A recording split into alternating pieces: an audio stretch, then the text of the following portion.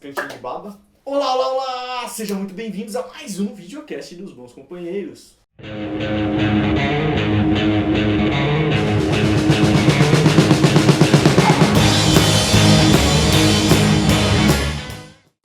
Eu sou o Rod.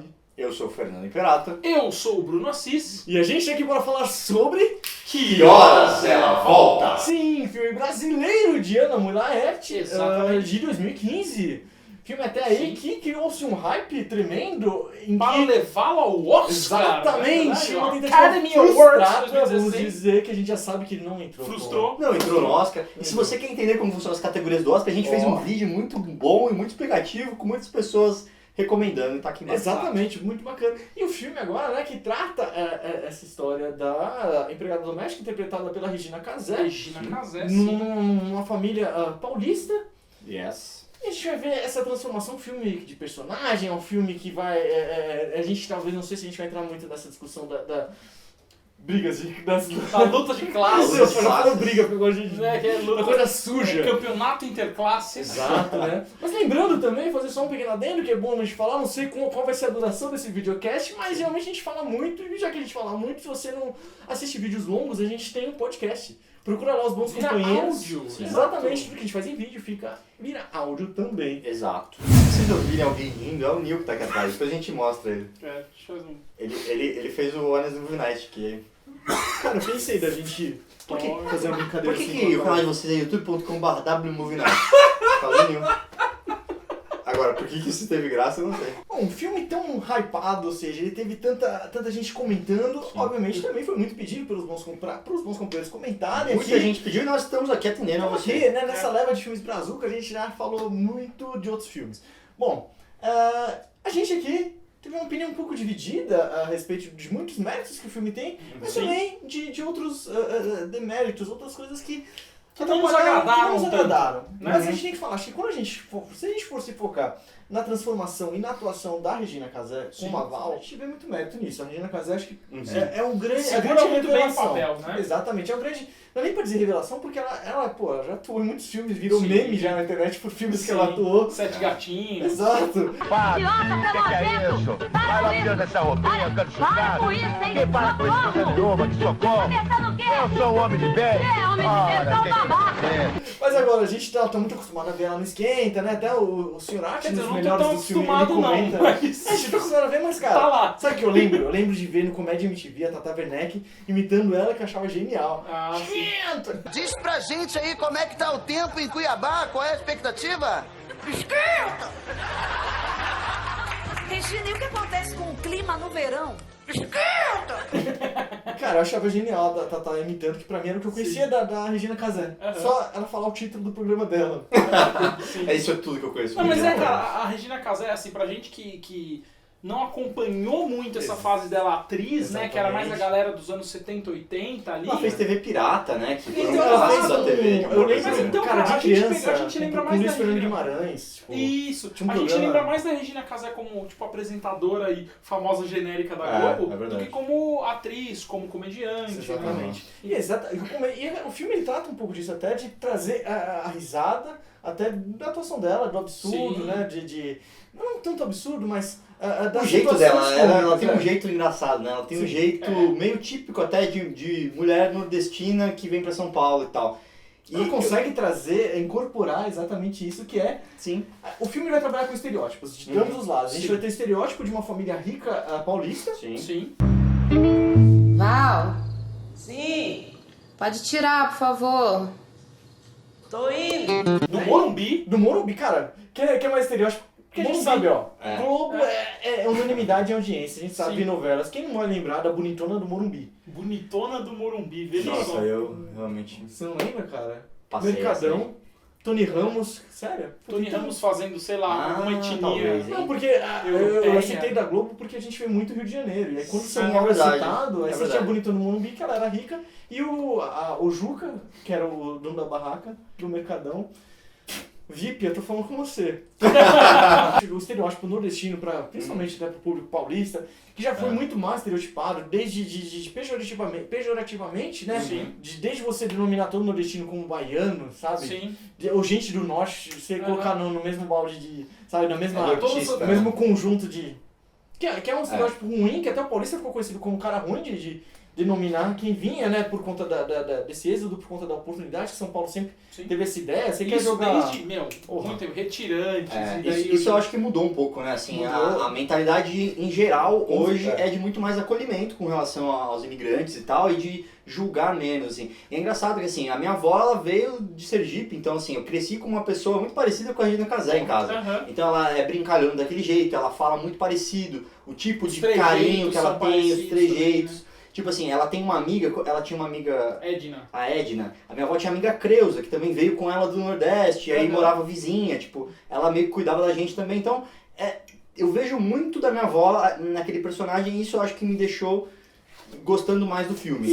Porque eu vi que era uma coisa muito autêntica. Porque a Regina Casé, ela é carioquíssima, né? Sim. E ela fazer um personagem nordestino com tanta veracidade ficou você muito bom, compra. cara. É muito mais fácil você comprar e até acompanhar a história dessa personagem. E eu acho que a escolha da Regina Casé ela não é à toa, né? Certo. Porque ela se colocou numa imagem de ser uma mulher do povo, né? Não é à toa que o programa mais, talvez, popular da Globo, não popular de audiência, mas popular de ser remeter ao povo, a cultura popular, a cultura do povo, é o Esquenta.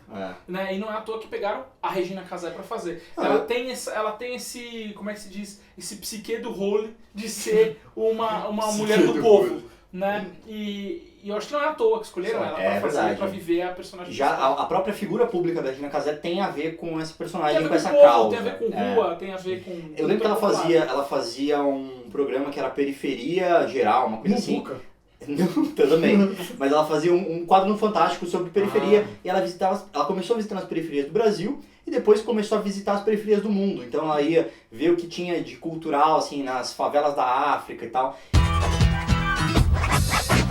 Ou seja, se vira. Na falta de tudo, depois de tantos anos de guerra, é esse jeito que o povo angolano conseguiu para sobreviver, para resolver a vida.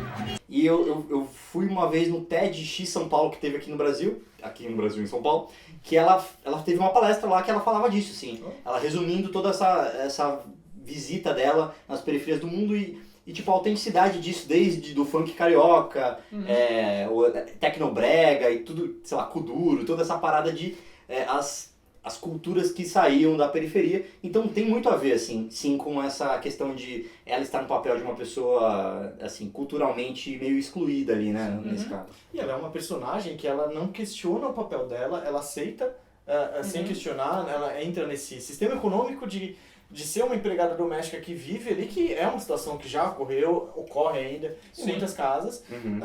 Não a gente tem que lembrar que isso é uma obra de ficção, então obviamente que os estereótipos, os clichês vão ser usados para contar aquela história. E acho que se a gente acho que quando a gente discutindo antes de gravar o filme, quando a gente começa a olhar os outros lados que rodeiam a personagem da Val, a gente começa a ver muitas coisas que não chegam a ser falhas, porque elas funcionam, mas não são inventivas. E sim, eu acho que esse é o maior problema que eu vi no filme, assim, no geral. Que eu acho que poucos personagens são tridimensionais, assim. Eu achei que os personagens, eles são muito espantalhos, no sentido, quando a gente fala, né, o que é a falácia do espantalho, que o pessoal fala na internet, o que é o argumento do espantalho?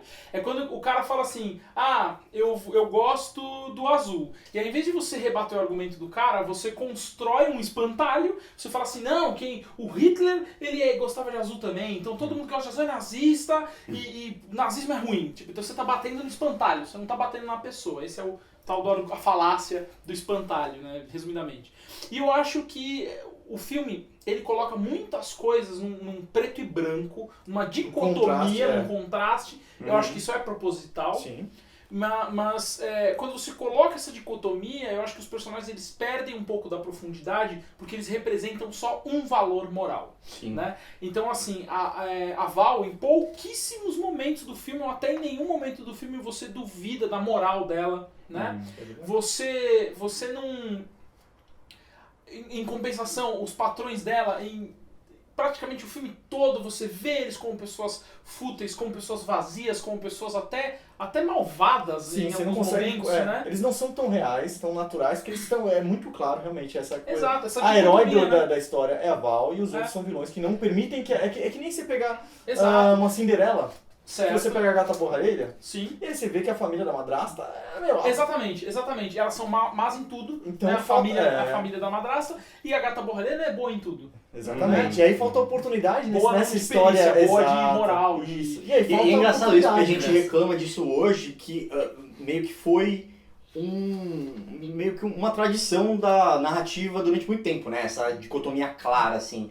E eu acho que hoje isso perde um pouco, assim, você considera menos um trabalho que não se esforça para tirar esses estereótipos e esses clichês, né? Fazer personagens um pouco mais parecidos com o real, né? Parecidos com o real. Porque você vê, isso até meio que desmerece um pouco o argumento do filme. Porque se você vê que aquelas pessoas são horríveis o tempo inteiro, né? E aquelas pessoas ali, elas estão ali para representar, na minha visão, assim, o argumento do filme é que eles querem representar a classe social do cara rico e da família rica que tem empregada que mora em casa como aquele tipo de pessoa, né? Sim. Só que isso perde, porque a primeira vez que você vai na casa de alguém que não é assim, que eles são gente boa, você fala, não é assim de verdade, entendeu? E que é justamente o problema da falácia do espantalho. Você está construindo um espantalho para você colocar o seu argumento. E o filme faz isso, ele constrói o espantalho para colocar o seu argumento. O argumento ficou muito claro. Sim. A mensagem ficou clara, né? O que o Rod estava falando quando a gente estava discutindo era... a ideia é que o filme foi feito para incomodar o espectador e você se sentir incomodado de fato e perceber assim, até que ponto essas relações entre patrão e entre empregado, até que ponto a relação entre ricos e pobres, entre classes sociais diferentes são combativas, até que ponto são desconfortáveis, são né? desconfortáveis. Acho que esse é o maior ponto. Aí a gente vai ter o ponto que só vira um desconforto então, pra desculpa, Val. só rapidinho, só finalizando, que assim, o ponto pra mim, a mensagem ficou muito clara, e nisso o filme não peca, não tem problema nenhum. Porém, no sentido do filme ser usado pra contar uma história, né, e até apresentar um argumento mais forte, eu acho que ele peca um pouco por usar tanto dessa dicotomia, né? Todo mundo é bom ou mal. E até mesmo você vê as pessoas na festa, né? Assim, eu acho todos que exemplifica... são do mal, né? Presta atenção. Ela vai servindo as pessoas, ela é praticamente...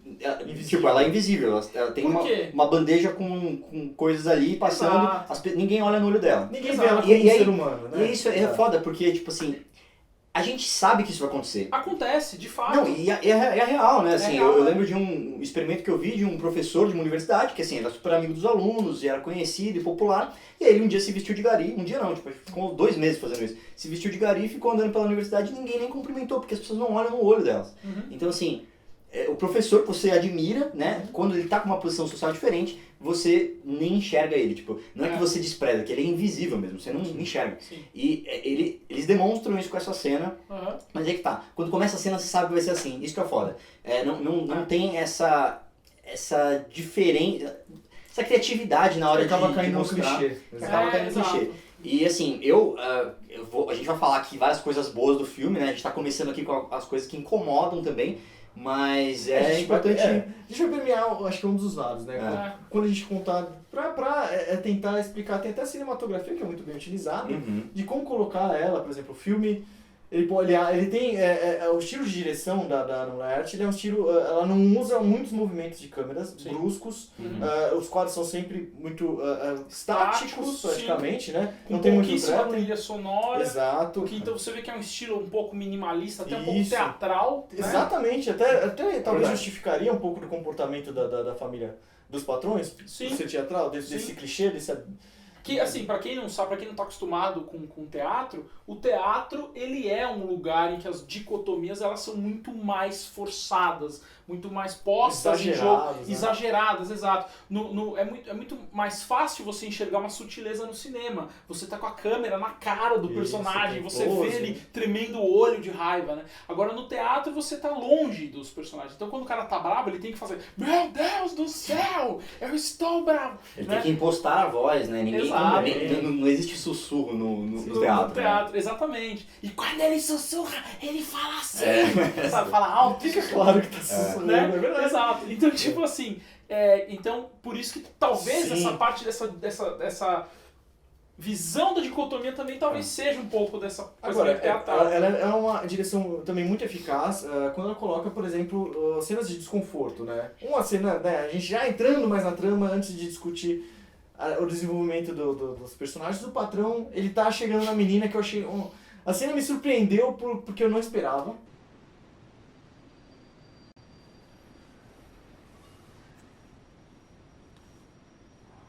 Desculpa, Zé Carlos. Desculpa aí. É, uma cena, um comportamento muito estranho. Um comportamento desse cara, mas até o ponto Imperator, criativo, né? que a O gente Imperator falou aqui. citou uma cena muito bem. Uma cena- Essa cena, a escolha de câmera. Sim, é verdade. Assim, é uma cena em que você mostra, assim, a menina... Como é que ela chama? Fernanda, né? Não, Jéssica.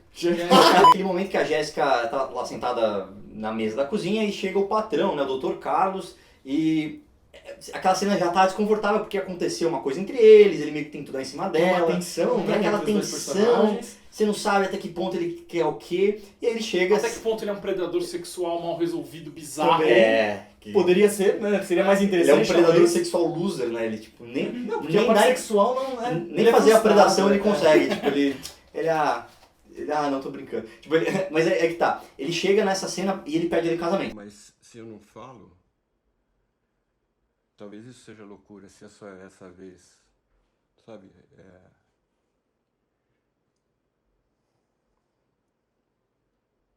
Quer casar comigo? É bizarríssima, né? Até o jeito que ele fala com ela, tipo, você acredita em reencarnação? É porque eu também não, Eu porque... não. Então assim, até o argumento...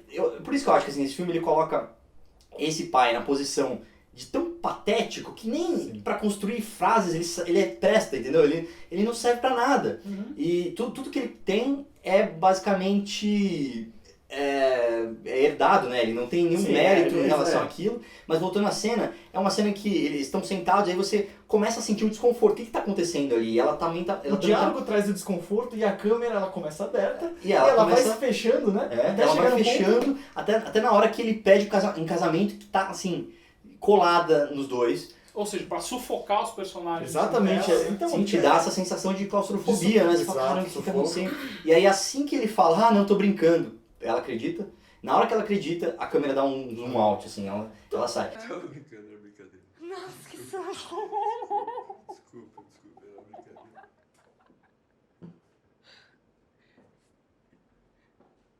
Então você dá um respiro, então dá um mérito da direção da Wyatt. Sim. Mas de novo, agora a gente voltando para desenvolver esse personagem, ele é um personagem interpretado pelo Lourenço Mutarelli. Para quem não conhece, ele escreve livros muito bons e tem quadrinhos muito bons, também. Né? Só fazer um adendo, já ouvi muito da boca dele dizendo que ele adoraria viver de quadrinhos, mas ele não consegue financeiramente, então ele vive de livros. Boa. Então ele vive de herança. Vive de herança nesse filme. Muito bom. Então, colocar ele como um cara que ele é frustrado em tudo que ele faz, né? Ele é um cara que ele... Toda tentativa que ele vai fazer alguma coisa de se impor, parece que ele desiste, né?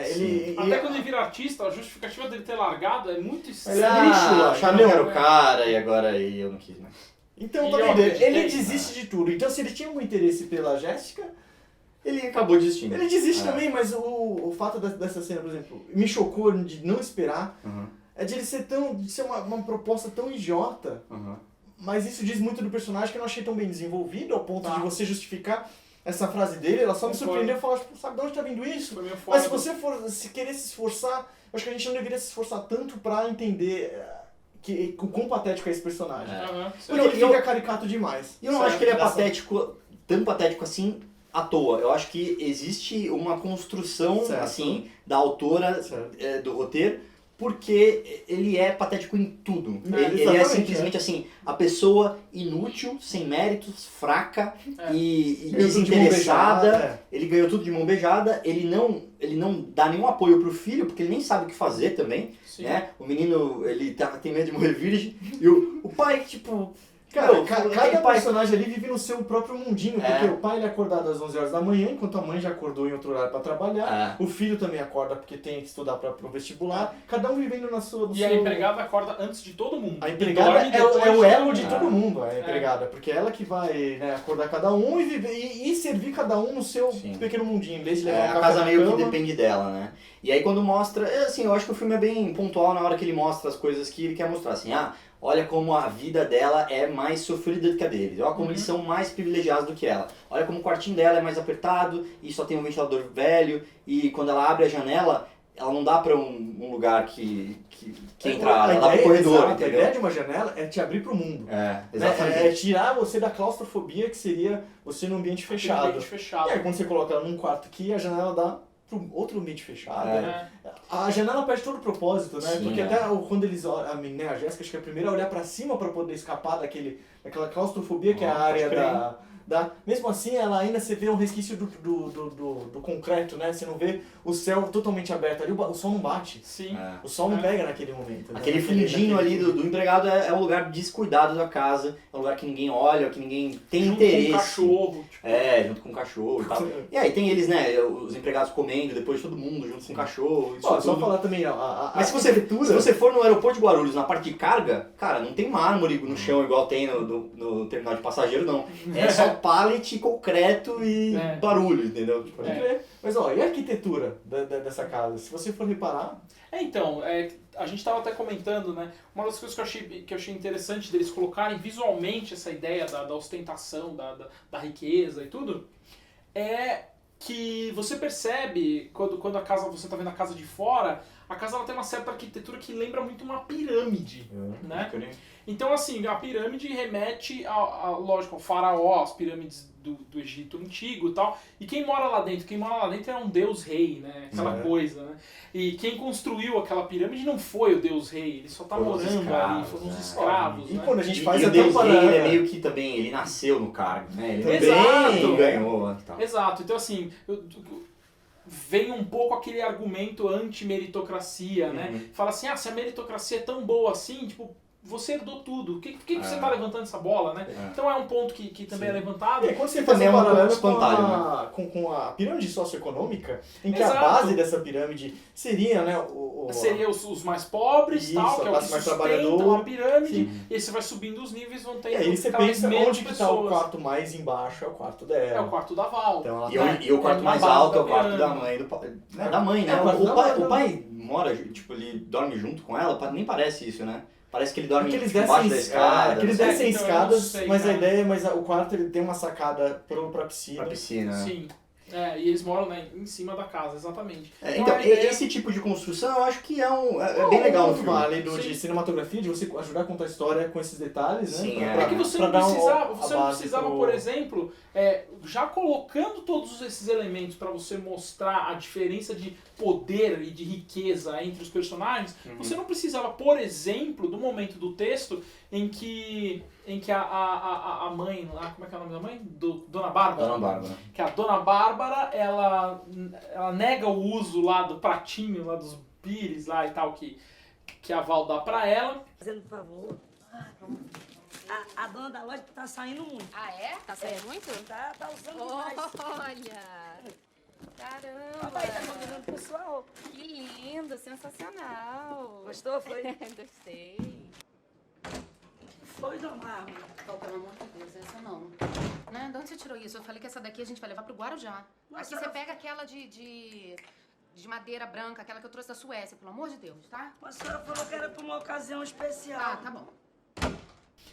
Até ali tudo bem, mas ela fala assim no texto, não usa esse não, pega aquele lá que eu trouxe da Suécia, né? Isso daí eu achei um texto um pouco expositivo demais, assim, talvez até um pouco clichê, sabe? O rico que, este aqui eu trouxe da Suécia, isso daqui é quando eu fui para as montanhas do Himalaia, sabe?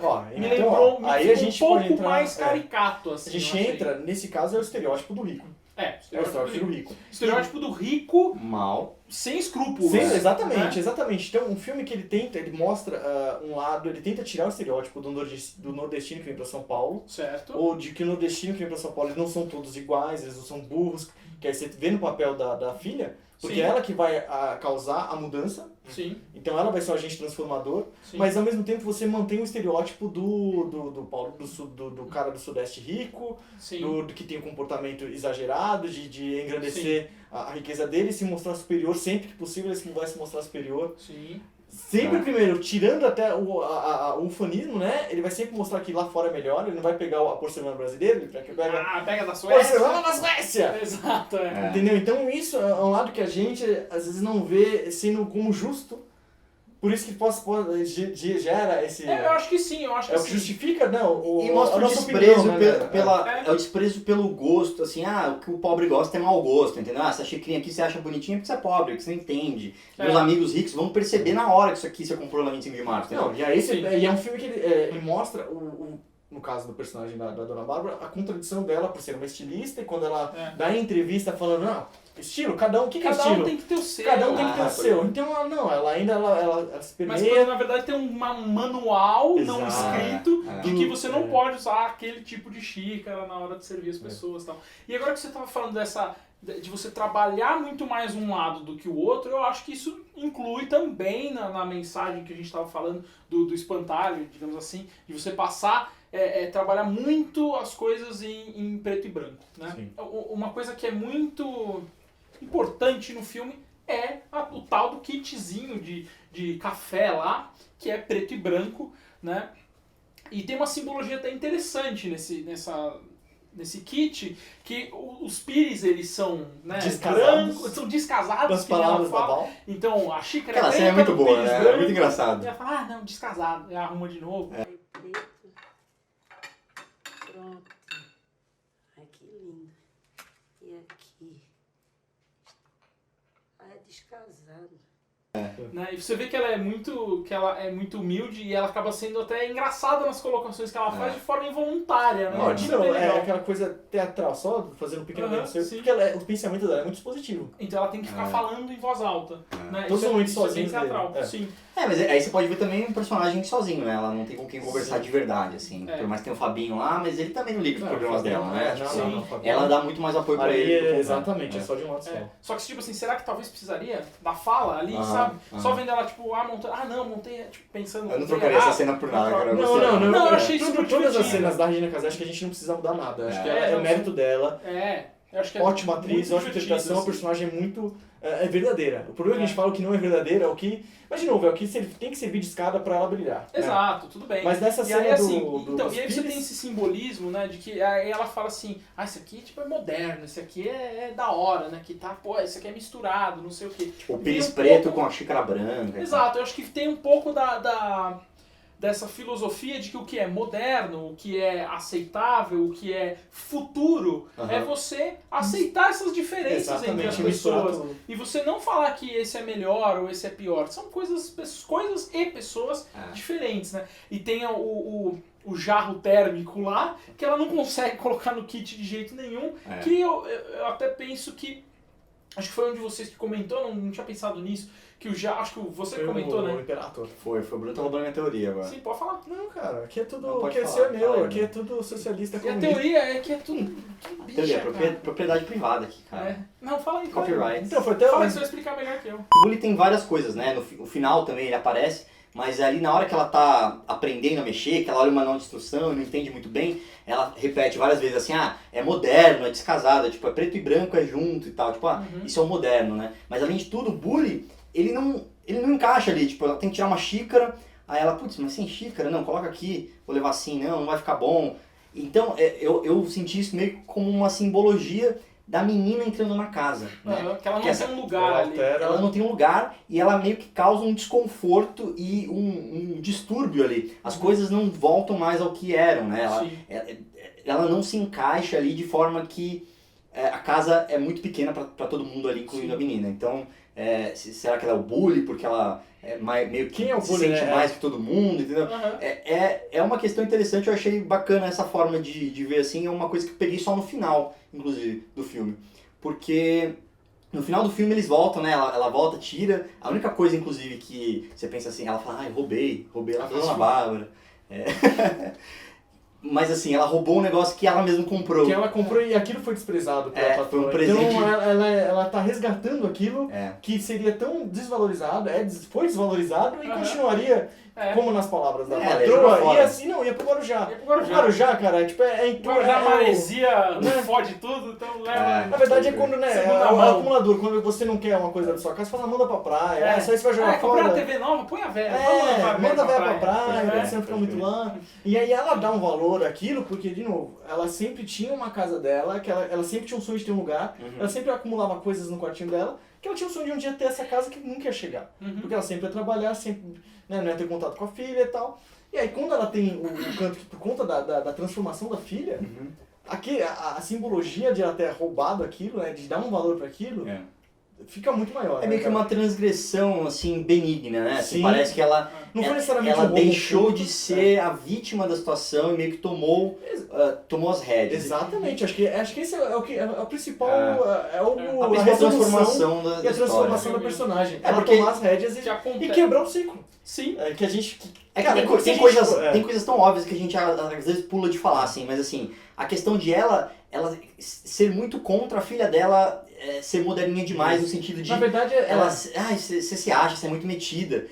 Eu acho que isso é óbvio pra todo mundo que assiste o filme, mas a mãe ela é muito mais conservadora. Ela não, você é filha da empregada, você tem que se colocar no seu lugar, você não tem que ir na piscina, você não pode sentar na mesa junto com eles, você não pode ir lá tomar café da manhã como se ela você tivesse... tivesse... de uma posição inferior. Exato. Por ser uma empregada doméstica. Então Sim. até ela entende, por exemplo, quando o que seria um convite dos patrões, na verdade, aquilo existe uma política, né, uma cartilha de educação, que aquilo, na verdade, ele está sendo educado porque sabe que você não vai aceitar, né, quando o patrão oferece. Então, realmente... Ela fala isso, né? Ela fala, não, quando eles oferecem, é porque eles sabem que a gente vai dizer não. Então, assim, então, muito bom, esses diálogos que ela tem com a filha dela são muito bons pra mostrar como, assim, como as pessoas que trabalham nas casas de outras pessoas que moram, assim, a pessoa não tem uma individualidade, ela vive lá o tempo inteiro. Então, qual o momento de lazer dela? Tanto é que ela desaprende a ter lazer. O lazer dela é sair pra ir com a amiga dela no forró, que ela fica sentada também, assim... Cara, isso acho que ela é invisível até no lazer dela. Isso é foda. Ela é invisível, o filme, de novo, eu analiso quando coloca muito ela de costas, sempre coloca no canto, ela sempre passa despercebida. Então até no próprio lazer ela passa despercebida, quando o cara não olha pra ela, olha só pra amiga e chama a amiga pra dançar. Então, ela não consegue se conectar, Sim, ou na verdade ela... existir, né, pra outros universos, até o universo seria pessoal dela. Sim. Isso também isso vê muito forte na fotografia, né? Sim. Grande parte das cenas, elas se passam ali na cozinha, na sala, né? Você vê que a Val tá na cozinha e só através da porta ali, a câmera só pega a porta da sala e você vê que tem alguém lá na sala. Normalmente você vê só um dos personagens que estão na sala, às vezes mesmo tendo mais de um. Isso causa um desconforto também, né? Pra gente tá assistindo assim, por que você não mostra a câmera? Porque você se sente no lugar da empregada. Exatamente. Você fala, não, eu tô na cozinha, mas eu só posso ouvir o que tá acontecendo, porque eu não posso participar. E é tão estranho porque a gente vê nos planos longos, eles não tem muitos cortes, muitas tomadas, que a gente fala do plano ser muito aberto, até esse aspecto teatral. Sim. E você vai ver o movimento exatamente. Então, você não tá sabendo o que tá acontecendo naquela sala, você tá vendo só pela portinha, e a Val indo e voltando, você fica naquela coisa de, pô... você fica em cima. Então, eu acho que contribui pro clima de desconforto, insegurança e aquele desconforto que você não... O que está acontecendo ali atrás, né? E meio que demonstra que isso é a vida que ela vive. Ela como personagem, que eu falo, ela não quebra o ciclo, ela se mantém, seria, de novo, o estereótipo da empregada serviçal. Que é aquela que realmente não percebe, que não pensa por si só, de analisar e questionar aquela situação. E, de novo, o estereótipo do nordestino que sai do Nordeste para o Sudeste para trabalhar e mandar dinheiro, porque tem um filho, tem uma família, e é o que acontece. E a gente vai ver um paralelo exatamente... Ao fim da história, né, quando a gente descobre que a filha a filha não tá vindo só, ela não é só a moderninha. Ela tá mostrando que ela tem diferença, quebra esse estereótipo, por mais que até a família paulista fale, olha, ela fala igual a Val. Então até é como se o único sotaque aceitável brasileiro, ou quem não tem sotaque, seria o povo paulista. São os paulistas. Né? Que é um outro absurdo, é um estereótipo, né? Também. De mostrar de novo, de não desenvolver, mostrar só o lado vilão. Mas trazer a filha pra quando ela é o paralelo da mãe, mas ela é o agente transformador. Sim. Então ela é a consciência da mãe mostrar o tempo inteiro de que, ó, mãe, você pode pensar. E aí você vai ver o Pro de novo. Quando ela fala, E ela acaba sendo a mentora, você né? Você fica se achando melhor que os outros. Ela fala, não, eu só não me acho pior do que ninguém. Tá vendo? Isso né? tem um bom desenvolvimento de mostrar a gente descobrindo junto com a Val, Sim. a Val tomando a decisão quando ela pede pra ser demitida. Né? Quando ela pede demissão. Sim. Isso você já vê, é o efeito transformador que já é o resultado da transformação, do impacto da filha, porque a gente vai ver que ela falhou como mãe, mas na verdade ela pensou como mãe ao pensar no melhor pra filha, que seria o quê? Pagar os estudos. E por outro lado, ela falando, né? Não, eu que mandei dinheiro todo mês, fiquei aqui ralando. E você vê, e aí ela tinha a parte ruim, sim. E a Sandra, que cuidava de você, tinha a parte boa, que era ficar com você. E ela transferiu isso sacrifício, pro Fabinho, né, que a gente chegaremos lá. Só que você falou dessa transformação dela, uma das cenas que simboliza isso de uma forma muito impactante é a cena da piscina, né? Sim. Porque ela, a vida inteira, ela nunca... Assim, a gente começa mostrando o Fabinho pequeno e ela na piscina. E a Fabinho, você não vai entrar comigo? Ela, não tem maiô não, e tal. E essa ela... E aí você acha que a dica que ela dá pra filha 15 anos depois. Fala que você não tem maiô e tal. E você vê que essa desculpa... Mãe, você nunca entrou na piscina? Nunca. Em 20, sei lá, quantos anos? 10 anos trabalhando lá na casa, ela nunca entrou na piscina. E essa meio que desobediência civil dela aí, de falar, não, vou fazer uma coisa aqui, e ela liga pra filha, você não sabe onde eu tô aqui na piscina. Cara, é uma cena muito bonita. E ela faz de um jeito muito bonitinho, né? Chutando assim, tipo... jogando água perto eu tô fazendo coisa errada, ela olha pra cima. Adivinha onde é que eu tô? Ó. Tá ouvindo, ó? Tô dentro da piscina. O orgulho dela como mãe, porque ela tá feliz porque a filha teve êxito, né, em passar no vestibular, ou seja, ela tinha um objetivo.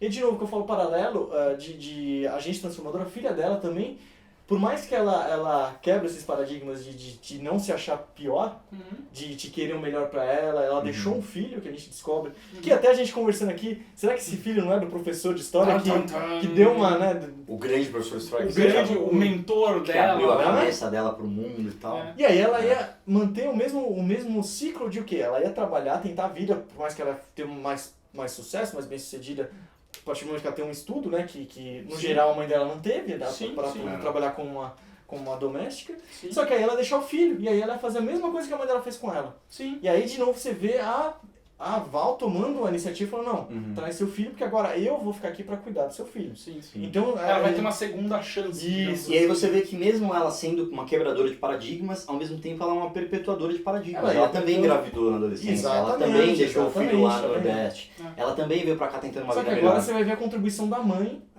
que se foi transformada pela filha, agora ela vai tentar transformar a filha, né, como o exercer de novo, novamente, seu papel de mãe, né? Sim.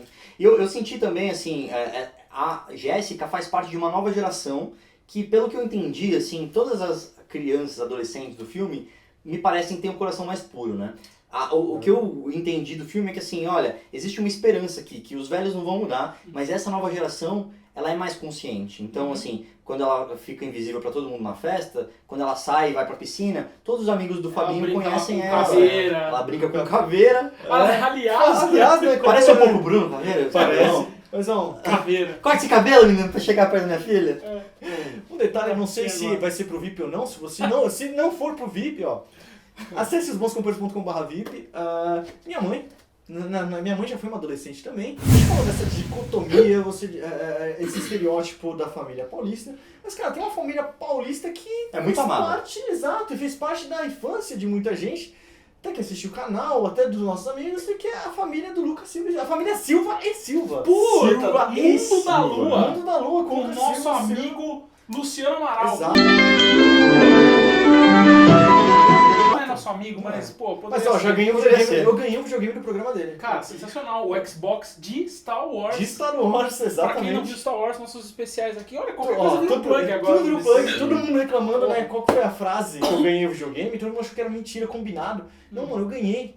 O que é preciso para ser um Jedi dos videogames? Eu preciso confiar na força, não na força, na força dos consoles e não se deixar seduzir pelo lado dos apps. Porque esse não é o mais forte, mas sim o mais rápido e fácil. Shbang! Olha aí. Toma aí, seus otários. Por isso que ninguém ganhou, velho. Por isso que o BC ganhou.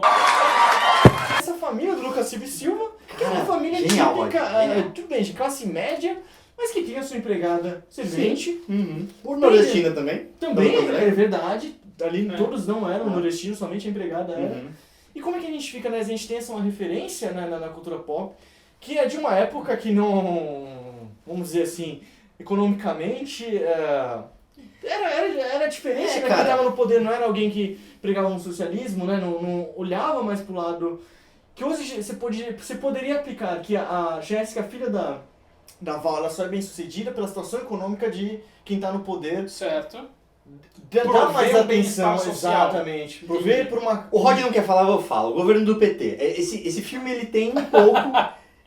esse filme ele tem um pouco de propaganda política, na minha opinião. Que é assim, olha, o filho do pobre antes não ia pra escola, agora vai. E olha como os ricos ficam desconfortáveis com isso. Ela, ai, você vai pra escola, nossa, tá mudando Então, o país. eu acho que assim... Um desprezo, né? Assim. Eu acho que, eu não sei se...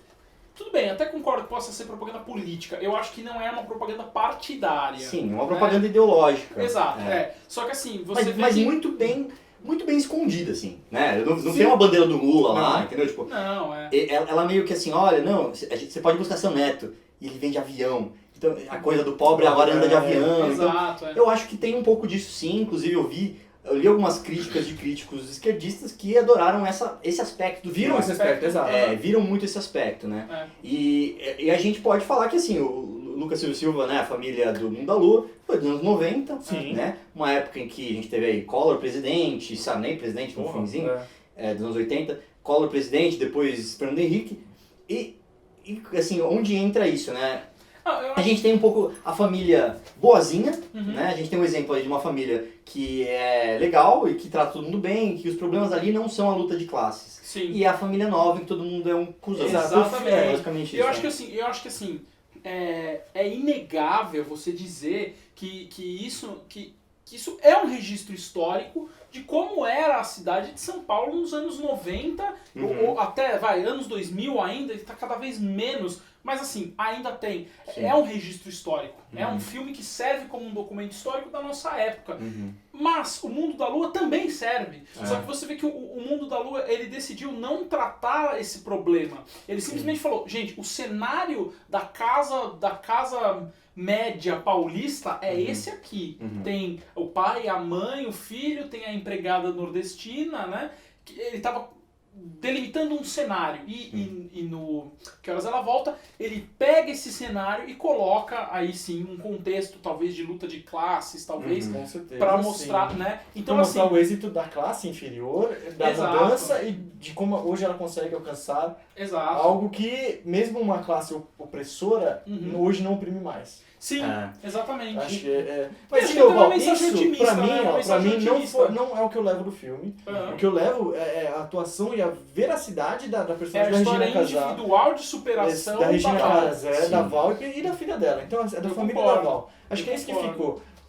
Eu não gostaria muito de entrar nisso, que não tem jeito às vezes. Sim, né? porque é um filme que trata muito político, né? Porque a gente, o ser humano, por mais que a gente pode falar, sei lá, é mal por natureza, mas acho que ele também é benevolente por natureza.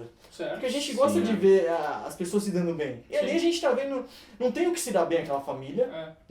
Manter a Val ali seria pior pra todo mundo. Certo. Né? Naquela situação de manter o ciclo do destino que vem pra trabalhar pra ajudar a família e sempre fica na mesma coisa. E é sempre abusado, ou seja, enfim, a gente já discutiu aqui. E aí tem também a questão que muita gente fala sobre isso, que é a coisa da Casa Branca e Senzala, né? Assim, Casa Grande. Casa Grande e Senzala, porque a Casa Grande onde mora a família dos senhores de engenho e tal, tanto é que eles chamam de doutora e de dona o tempo inteiro, né? E ela ainda é corrigida, a filha, né? Não é Bárbara, é dona. É Dona Bárbara, E né? provavelmente aquele doutor, ele não tem doutorado. Não, ele não tem doutorado em nada, nenhuma, ele né? pintou os quadros lá e aí ele é doutor. Mas eu já vi muito isso, assim, de pessoas que exigem ser chamadas de doutor porque coisa de ego e tudo cara, mais. você pega advogado, Pois é. A maioria não tem doutorado e é tudo doutor. É a mesma E aí coisa. uma vez eu vi um cara justificando isso porque, sei lá, o Dom Pedro promulgou uma lei em 1837 que falava assim, advogado também é doutor.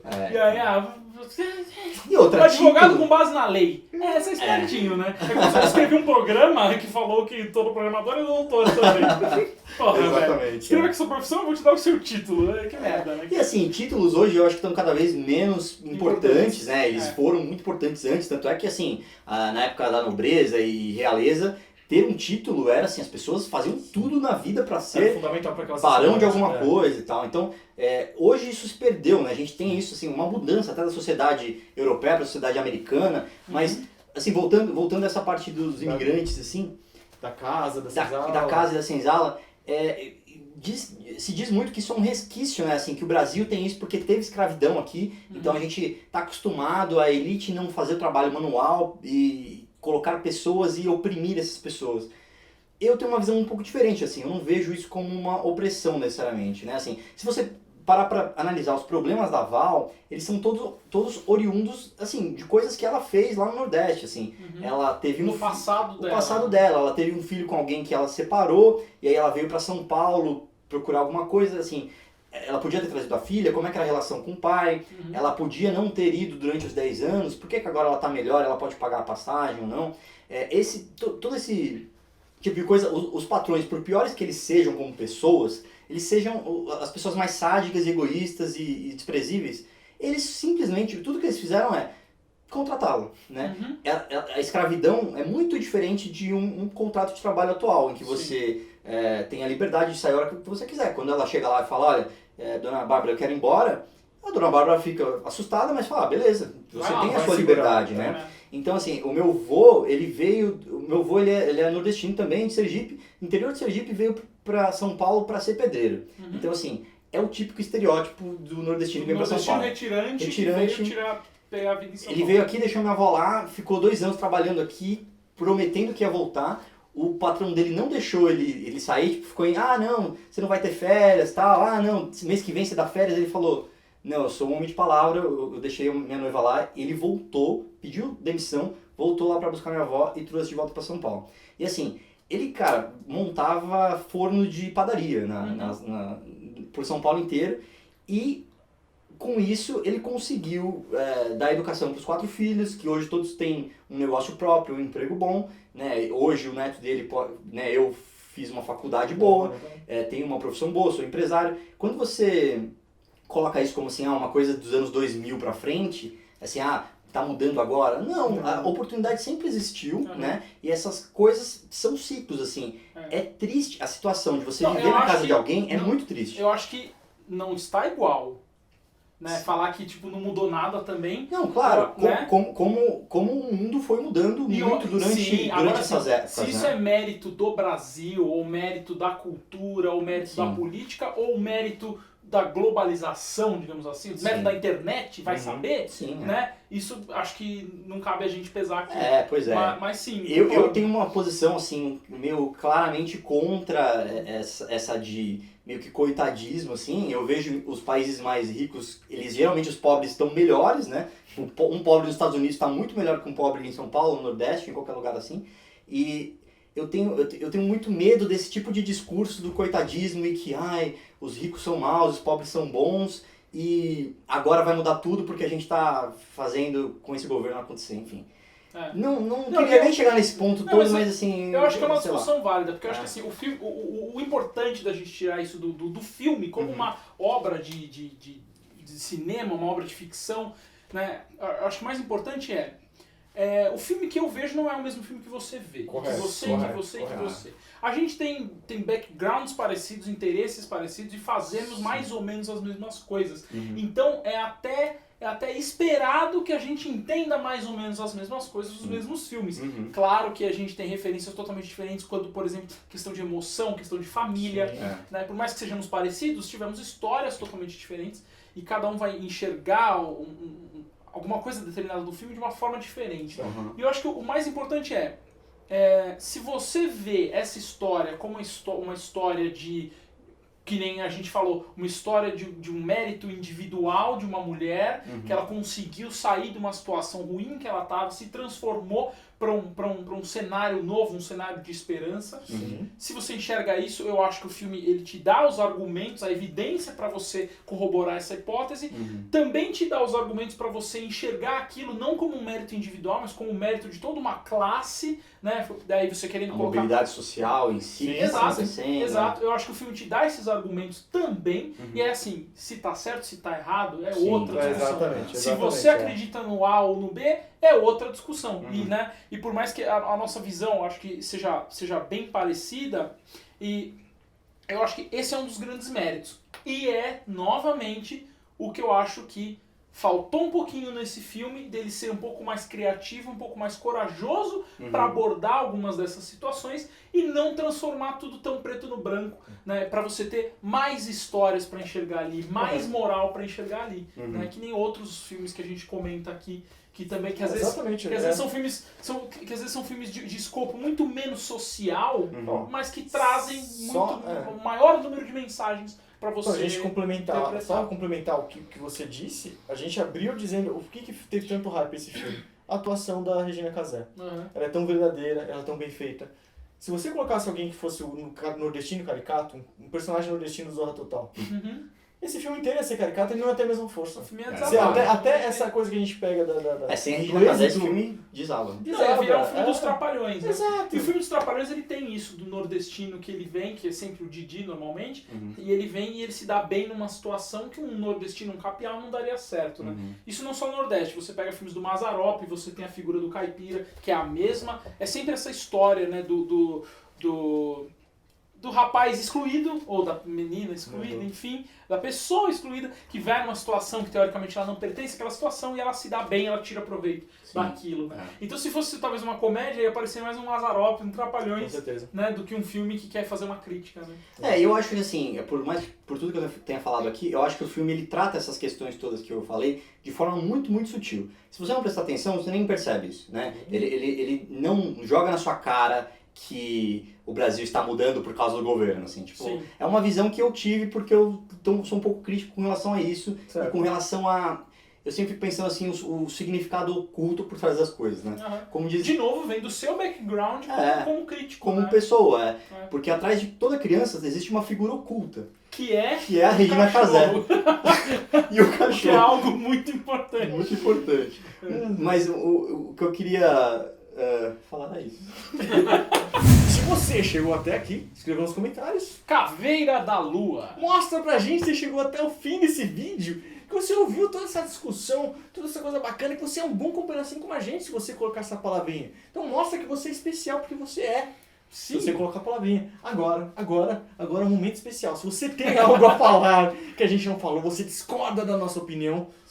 Olha, pode escrever no comentário, é muito bem-vindo, mas se você não colocar a palavrinha, a gente sabe que você não viu tudo isso que a gente falou. Exatamente. É verdade. Ou se você não colocar a palavrinha, você nem está ouvindo isso aqui porque você saiu antes e você não é tão bom quanto os outros que estão aqui. Então, se você colocou a palavrinha, pode se gabar. Que não faz sentido, que eu tô falando com alguém que não tá aqui. Então. Exato. Você... Exatamente. Agora, do it. Do it! Agora, se você quer um conteúdo exclusivo... Making off. 68. Making off. Vou dizer que é porreta esse making off. Erros de gravação. Certo. Tem piadinhas eróticas. Não, tem piadinhas eróticas. Tem quadrinhos eróticos. A gente tira a roupa. Se você curte Lourenço Mutarelli, você sabe que tem umas putarias. Putaria, né? Então... Eu gosto muito dessa pista de mutarela. Mas você tem que acessar osbonscompanheiros.com/VIP. Só lá você encontra esse conteúdo. Tá, bem legal. Eu gosto de conteúdo exclusivo, gosto de putaria, gosto de pizza de mussarela, mutarelli. Só que tem um problema. Eu gastei todo o meu dinheiro fazendo um cursinho pra entrar na faculdade. E agora, hein? É de graça? Pô, até pra você que faz telecurso em 2000. Lembrem-se. Assistir bons filmes. Que seja com bons companheiros. No, God! Lembrem-se. Ao assistir bons filmes. Que seja com bons companheiros. Porreta esse videocast.